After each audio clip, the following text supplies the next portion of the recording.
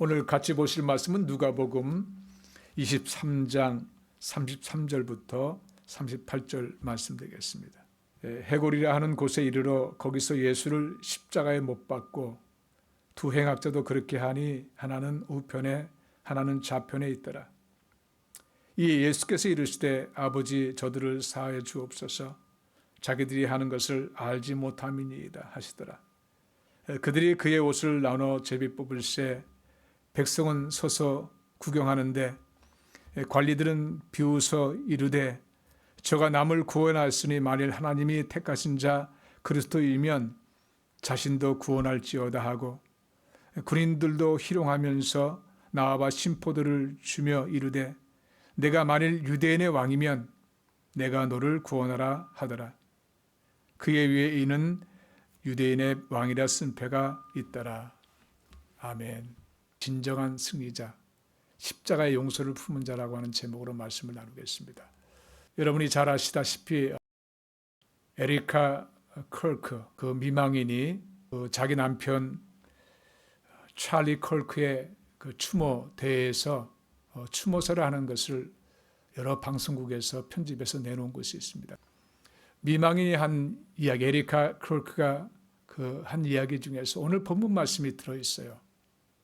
그 한참 추모사를 하던 가운데서 이 본문 말씀에 특별히 34절 말씀을 인용해서 고백하는 장면이 나옵니다. 아버지 저들을 사하여 주옵소서 자기들이 하는 것을 알지 못함이니이다. 예수님께서 십자가에서 이렇게 말씀하셨는데 자기도 그처럼 That young man, I forgive him. 자기 남편을 죽인 그 암살자 그 청년을 자기도 용서합니다 라고 고백하는 장면이에요. 그 장면을 보고 많은 사람들이 큰 감동을 받았어요. 예수 믿는 하나님의 자녀들만이 고백할 수 있는 특별한 특권입니다. 용서가 쉬운 세대는 아니지만 그러나 우리는 하나님의 자녀로서 택함을 받아서 용서를 할 수 있는 그런 권리를 누릴 수 있다는 것, 양보하지 아니하고 그것을 포기하지 아니하고 고백할 수 있다는 것, 그것은 참으로 영광스러운 그런 모습이 아닌가 저는 생각을 해봅니다. 그러면서 그 에리카는 이런 여러 가지 얘기입니다. Choose courage, choose prayer. 그렇게 쭉 얘기를 합니다. 기도를 택하십시오. 용기를 택하십시오. 그리고 모험을 택하십시오. 그리고 가정을 택하십시오. 그리고 믿음의 생명을 택하십시오. 그리고 나서 마지막에 가장 중요한 그리스도를 택하십시오라고 고백하는 장면을 보면서 그분의 추모사는 신앙의 간증이요 신앙 고백인 것을 만천하에 드러냈습니다. 예수 믿는 사람으로서 우리는 십자가의 그 주님께서 흘리신 그 은혜의 보혈을 가슴에 품고 예수님께서 보여주신 그 용서를 우리는 같이 나누며 살아야 될 것입니다.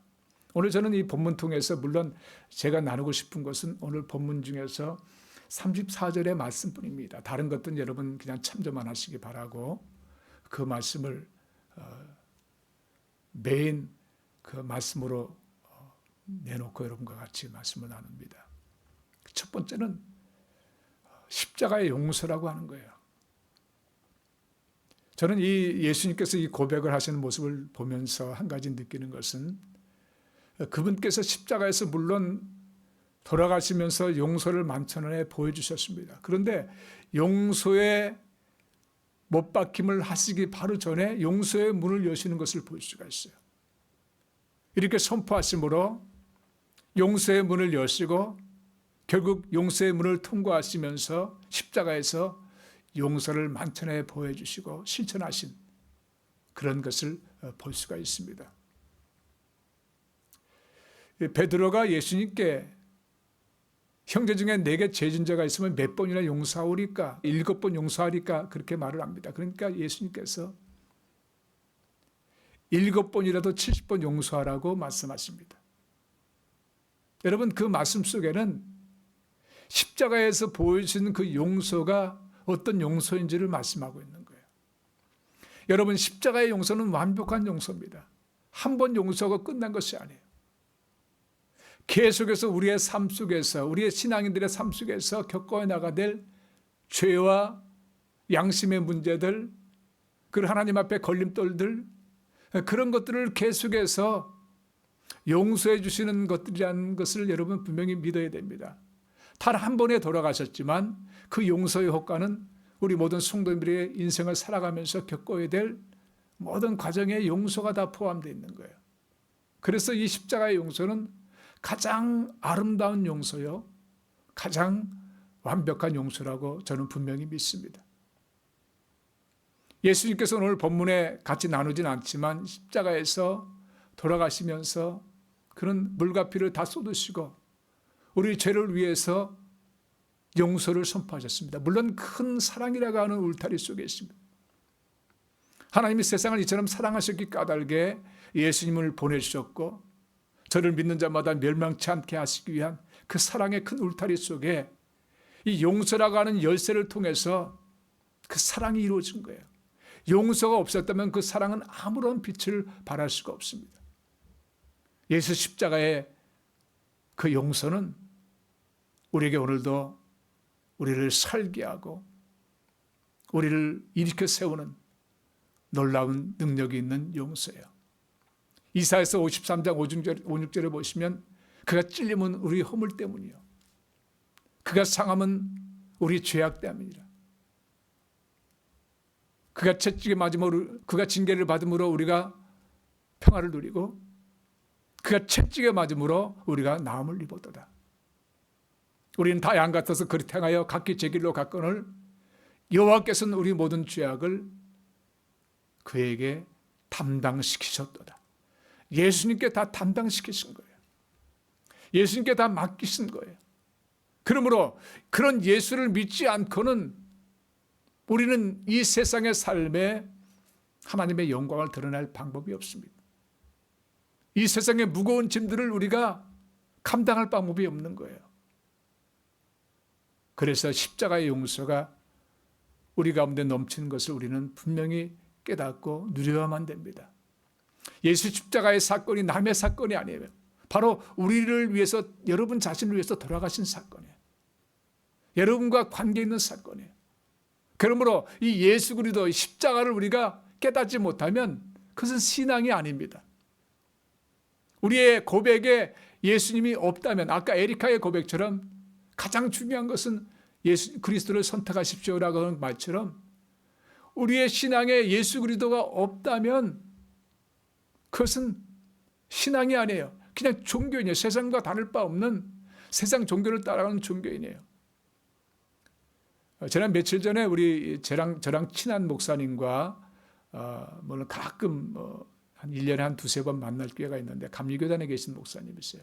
같이 옛날에 두루에서 공부했던 그런 목사님인데 그 목사님과 또 다가를 하면서 같이 대화를 나누게 되었어요. 그분이 가장 걱정하는 것이 자기가 지금 속한 그 교단에 이제 5년 후 10년을 보면 더 이상 교단이 존재할 것 같지 않다고 하는 거예요. 이제 다 노력만 있고 젊은이들은 아무도 없는데 지금 자기 교회도 섬기는 미국 교회도 이제 거의 노인분들만 있어 5년 되면 뭐 거의 아무도 존재하지 않을 것 같다, 그런 말씀하세요. 그러면서 왜 이 교회가 이렇게 지금 미국에 있는 많은 교회들이, 복음적인 교회들은 부흥하고 성장하는데 왜 자기 교단 교회들은 성장하지 않는지에 대한 이야기를 안타깝게 나누게 된 것이에요. 제가 분명히 말씀드렸습니다. 많은 목회자들이, 신학교 나온 목회자들이 이 미국에 있는 목회자들 중에 이 미국 교단을 말하는 것입니다. 그들의 마음속에 그리스도가 없는 거예요. 생명의 그리스도가 있다면 그 말씀을 나누게 되고 그런 방법으로 행정하게 되고 그렇게 성도들을 인도하게 될 것입니다. 근데 그들은 돈에만 관심이 있어요. 이 감리사라는 분들이 그렇게 한다는 거예요. 그냥 짝이 맞춰가지고 교회가 디클레인 되면 지고 이런 행정적인 일은 너무나 잘한다는 거예요. 근데 대안이 없다는 거예요. 여러분, 성도들의 마음속에 생명이 없으니, 그리스도의 생명이 없으니 교회가 살지 못하는 것은 너무나 당연한 일이죠. 결국 우리가 회복해야 될 것은 그리스도 예수 그리스도의 생명을 그들 마음속에 회복시켜 주는 거예요. 그리고 그걸 알려야 돼요. 그것만이 살 길인 거예요. 그렇지 않으면 교회라는 것이 하나의 어떤 동창 모임처럼 그렇게 변화해야 되기 때문에 사람들이 모일 수가 없는 것이죠. 여러분, 십자가의 용서는 바로 그것을 상징하는 거예요. 십자가의 용서를 우리가 가슴에 품지 않으면 우리 신앙은 진정한 신앙의 길이 될 수가 없습니다. 또 두 번째로 제가 여러분과 보고 싶은 것은 용서의 대상이 누군가 하는 것이에요. 우리 예수님께서는 여러분을 용서하셨습니다. 다른 영혼들을 용서하셨습니다. 그러면 우리는 먼저 중요하게 여길 것이 나 자신을 용서할 수 있어야 됩니다. 예수님께서 용서하신 나를 용서하지 않는 사람들이 너무나 많아요. 그것이 무거운 짐이 됩니다. 수고하고 무거운 짐진 자들아 다 내게로 오라. 내가 너희를 쉬게 하리라 예수님 말씀하셨잖아요. 근데 자기 자신의 응어리를 용서하지 못해요. 마음속에 있는 상처를 용서하지 못합니다. 그것이 무거운 짐이 되어서 세상 사람과 다를 바 없이 살아가는 거예요. 여러분, 예수님께서 용서하신 그 용서는 바로 우리를 위한 것인데 내 자신이 나를 용서하지 않는 그런 어리석음을 우리는 가져서는 안 됩니다. 나 자신을 용서해야 돼요. 제가 세바시, 세상을 바꾸는 시간이라는 것에서 그 엄정순 박사님, 여자분이신데 그분의 그 고백을 들으면서, 물론 그것은 강연이죠. 짧은 강연이지만 거기에 나오는 대부분들은 다 크리스찬들이에요. 물론 그것이 그 세바시라고 하는 것이 세상 사람들에게 같이 말씀을, 자기의 삶을 나누는 것이기 때문에 대신에 신앙 얘기를 안 하게 되어 있습니다. 그래서 그분도 신앙 얘기를 안 해요. 근데 크리스찬이에요. 그분의 말 표현들을 보면 크리스찬이고, 그분이 또 마지막에 돕는 가정들을 보면 크리스찬의 모습이에요. 그의 고백 자체가 크리스찬의 모습이에요. 근데 이분이, 그분의 간증을 제가 들으면서 용서라는 것을 다시 한번, 왜 나 자신을 용서하는지를 다시 한번 확인하는 시간이 됐습니다. 이분은 어렸을 때 외동딸로 태어나서 참 행복한 그런 삶을 살았다는 거예요. 부모로부터 사랑도 많이 받고.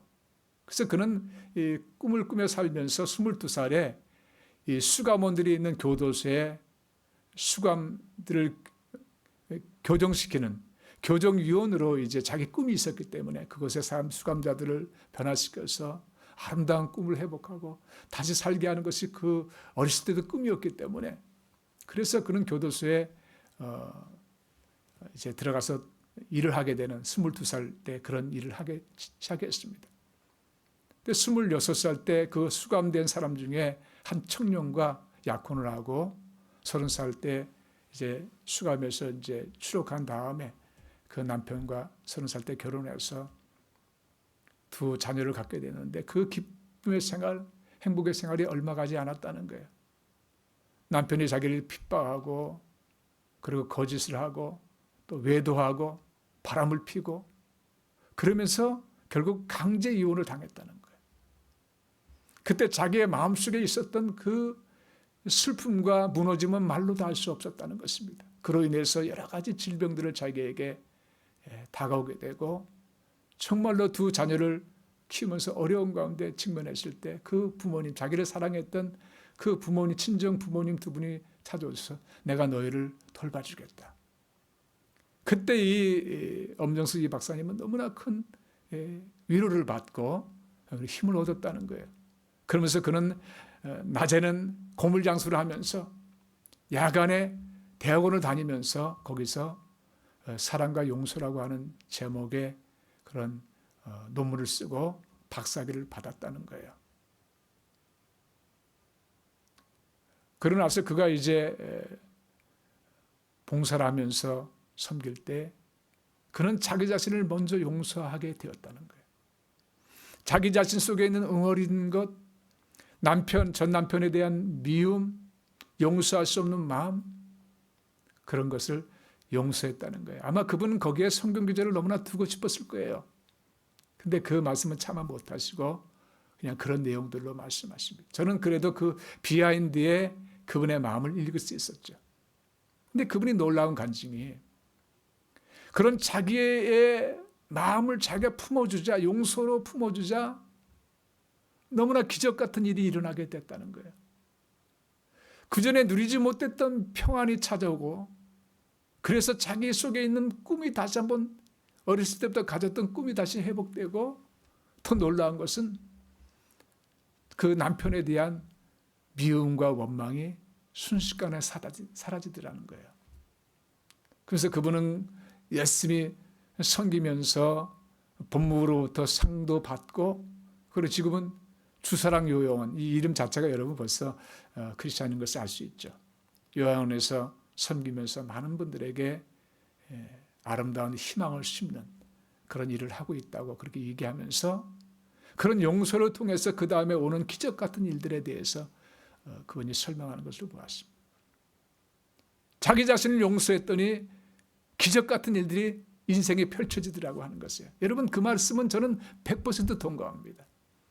예수님께서 7번이라도 70번 용서라고 하신 말씀, 그것을 십자가에 보이신 그 용서하신 그 이유는 뭡니까? 내가 내 자신을 용서하지 않으면 그로 인해서 평생을 원망과 탄식과 어려움으로 사는 거예요. 몸도 망가집니다. 그 후유증이 다른 사람들 관계성 속에서 알게 모르게 다 드러나요. 나에게 어떤 마음의 상처가 있으면 그 상처로 인해서 비슷한 일을 보면 그런 상처의 원망과 탄식과 미움과 용서하지 못하는 것이 그것을 대하는 환경에 나타나게 되어 있어요. 자기도 모르게 숨겨진 것이 다른 방법으로 드러나게 되어 있는 거예요.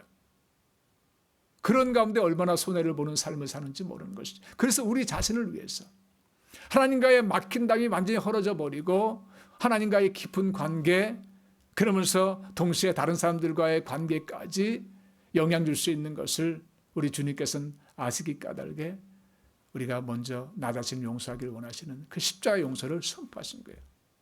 주님께서 용서하셨는데 왜 내가 나를 용서하지 못합니까? 그것은 우리 주님의 십자가의 그 은혜를 무시하는 것이죠. 불순종하는 것이죠. 또 이 용서라고 하는 것은, 십자가 용서 우리가 주신 것은 다른 사람을 용서하는 대상을 우리는 진실로 용서해 주어야 됩니다.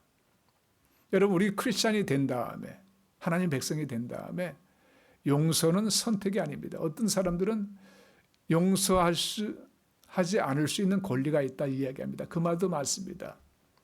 우리가 세상 사람이라면 그 말대로 살아도 당연합니다. 그러나 우리 성도님들은 반드시 용서해야 될 책임이 있습니다.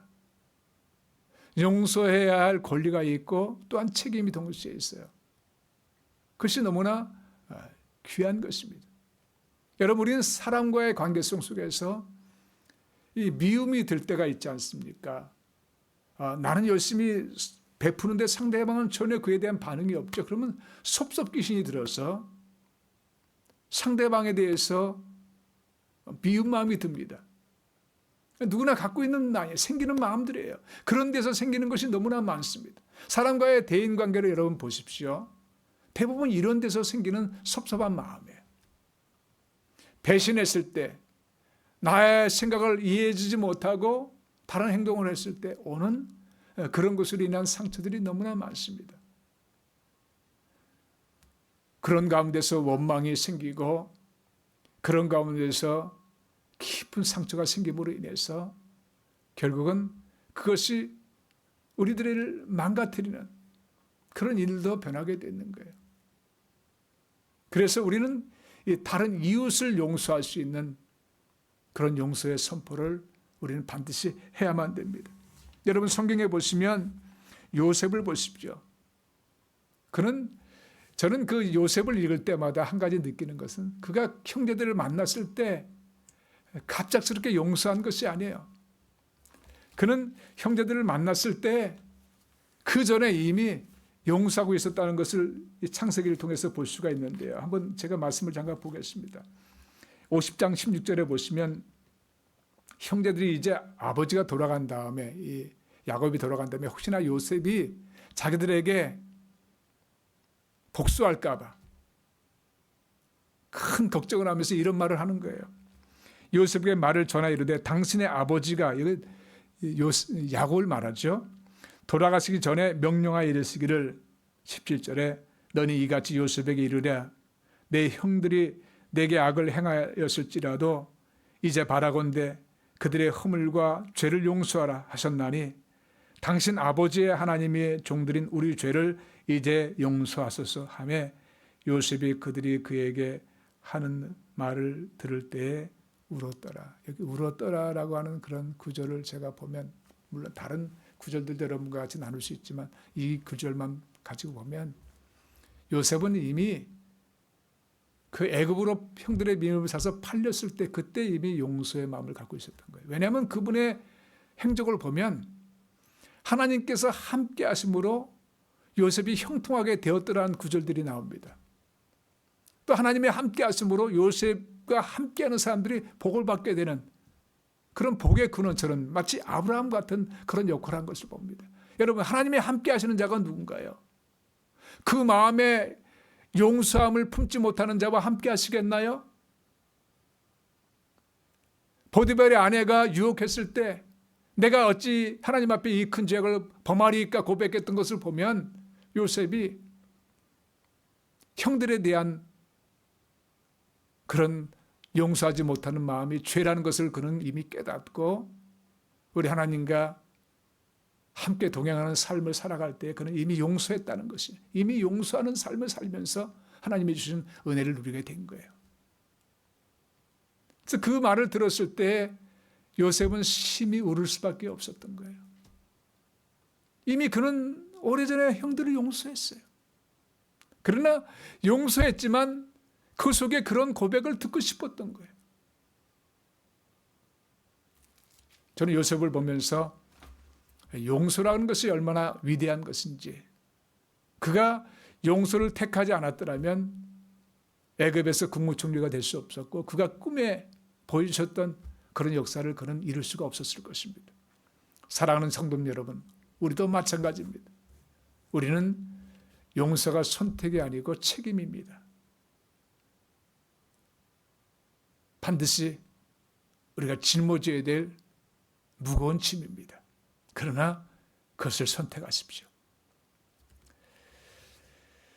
골로새 3장 13절에 보시면 누가 누구에게 불만이 있거든 서로 용납하여 피차 용서하되 주께서 너희를 용서하신 것 같이 너희도 그러하고, 여기 누구에게 불만이 있거든, 이 불만이 있거든을 원어로 보면 불평이라는 표현도 돼 있고 어떤 나쁜 감정, 그것은 상대방으로부터 들어온 당연한 귀결된 그런 감정이에요. 그런 것이 있다면 반드시 서로 용납하여 피차 용서하되 주께서 너희를 용서하신 것 같이 너희도 그러하라고 말씀하고 있습니다. 나에게 섭섭하게 한 자, 시험 들게 한 자, 그리고 가슴 아프게 한 자, 상처를 준 자, 걸림돌이 된 자, 이런 많은 그런 어떤 모양이든지 그런 것이 나의 불만이 되어서 나를 상하게 하지 말고 용서하는 마음으로 회복하라고 권면하고 있는 말씀입니다. 사도행전 7장에 보면 스데반 집사님의 순교 장면이 나옵니다. 그는 이렇게 말했습니다. 이 죄를 그들에게 돌리지 마옵소서. 그는 성도로서 그 용서를 선포하고 떠났어요. 이것은 그분에게만 해당되는 이야기가 아닙니다. 우리에게도 해당되어야 될 이야기입니다.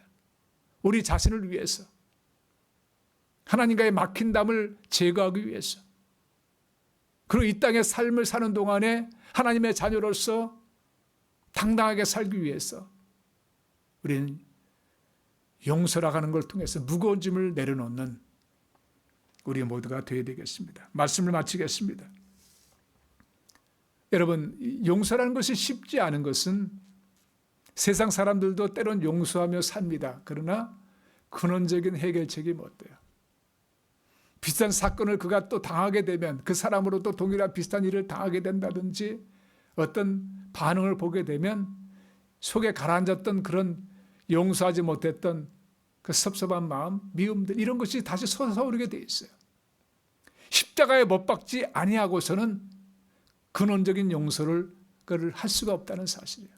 그래서 우리는 이미 십자가에서 용서하신 그 용서를 바라보면서 날마다 성령님의 도우심을 요청해야 됩니다. 성령님, 아직도 제가 마음에 용서하지 못하는 마음이 있네요. 아직도 해결하지 못하는 섭섭한 마음이 있네요. 아직도 이 깊은 상처가 이렇게 자꾸만 살아나네요. 성령님, 이 마음의 용서의 은혜를 부어 주옵소서. 용서하게 해 주옵소서. 라고 여러분 성령님의 도우심을 요청하면 놀라운 역사가 일어나게 됩니다. 이 시간에도 여러분의 마음속에 혹시나 용서하지 못하는 것들이 있습니까? 그런 요소들이 있습니까? 그것으로 인해서 여러분들의 삶이 거기에 얽매여서 어려움이 있습니까? 그것 때문에 힘들어하는 경우가 있습니까? 그것 때문에 다른 사람들과의 관계도 영향을 줍니까?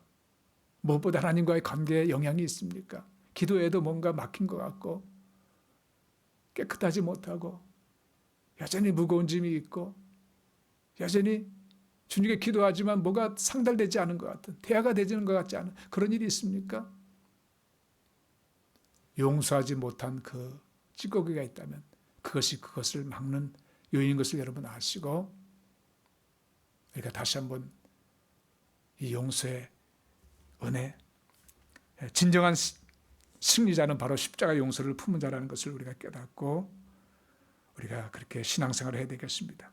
에베소 4장 32절에 보시면 서로 용서하기를 하나님이 그리스도 안에서 너희를 용서하신 것 같이 하라 라고 말씀하고 있습니다. 십자가에 주님의 용서, 그리고 예수님께서 제자들에게 가르쳐 주기도문, 우리가 우리에게 죄진 자를 사하여 준 것 같이 우리를 사하여 주옵소서. 우리가 십자가의 용서를 진정으로 깨달기 위해서는 우리가 우리의 가슴에 상처 준 사람들을 용서하는 데서 그것이 확인되는 거예요. 지난번에도 한번 말씀드린 적이 있습니다. 그렇습니다. 사랑하는 성도님 여러분, 어쩌면 우리는 대인관계가 가장 힘듭니다. 사람과의 관계가 가장 힘든 것이 인생의 대부분입니다. 그것으로 인해서 거기에 얽매여서 주님의 영광이 드러나지 못하고 더 큰 발걸음을 옮기지 못한다면 얼마나 억울한 인생입니까? 여러분, 황금 같은 시간들입니다. 인생은 참 짧습니다. 너무나 짧습니다. 저는 그것을 요사이 더욱더 느껴요. 오늘이 마지막처럼 그렇게 사는 마음입니다. 내일을 장담할 수 없습니다. 금 같은 귀한 시간들, 우리가 세상으로부터 오는 일들로 우리가 낭비하지 말고 그런 것과 싸우면서, 마음으로 싸우면서 힘든 시간들을 보내지 말고 이미 그걸 우리 십자가에서 탁탁 털어내는 십자가의 용서를 우리가 품음으로 인해서 그런 데 시간 낭비하지 않고 주님의 환하고 기쁜 그런 믿음 속에서 앞길을 정진해 나가는 여러분들 되시기를 주님의 이름으로 축원드립니다.